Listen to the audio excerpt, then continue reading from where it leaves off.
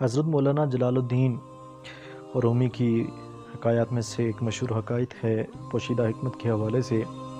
خود کو عقل و دانش کا گہوارہ سمجھنے والے، خود پسند، خوش آمد پسند، عقل کل کا مالک ایک بادشاہ تھا، جبکہ اس کا وزیر پڑھا لکھا، تحمل مزاج اور سمجھدار تھا۔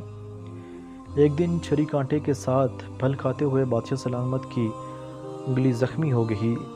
دلیر بادشاہ سلامت اپنا خون بہتا ہوا دیکھ کر پریشان ہو گئے۔ وزیر نے کہا، ذل الہی، فکر کی کوئی بات نہیں، اس میں بھی اللہ تعالیٰ کی طرف سے کوئی حکمت پوشیدہ ہوگی۔ نازک مزاج بادشاہ سلامت چلا اٹھے، میری انگلی کٹ گئی اور اس میں کوئی بہتری نظر آ رہی ہے۔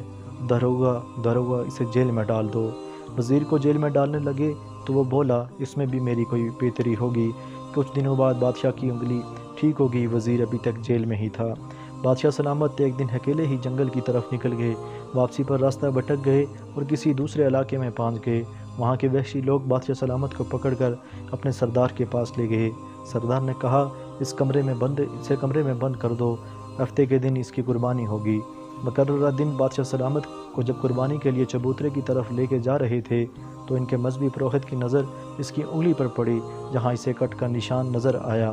پروہت نے جنگلیوں کے سردار کو مخاطب کر کے کہا، سردار، اس کی قربانی نہیں ہو سکتی کیونکہ یہ داغی ہے۔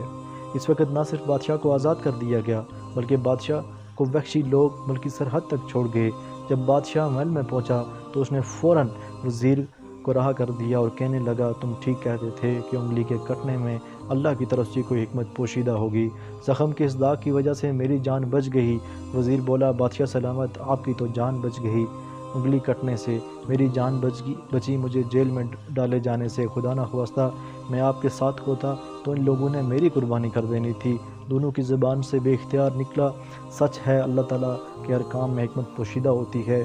تو اس حکایت سے ہمیں یہی درس ملتا ہے کہ اللہ تعالیٰ کے ہر کام میں حکمت پوشیدہ ہوتی ہے۔ تو اس لیے ہمیں یہ کوشش کرنی چاہیے کہ چھوٹی چھوٹی باتوں پہ ہمیں شکوے نہیں بجا لانے چاہیے، بلکہ ہر حال میں ہمیں اللہ تعالیٰ کا شکر ادا کرنا چاہیے۔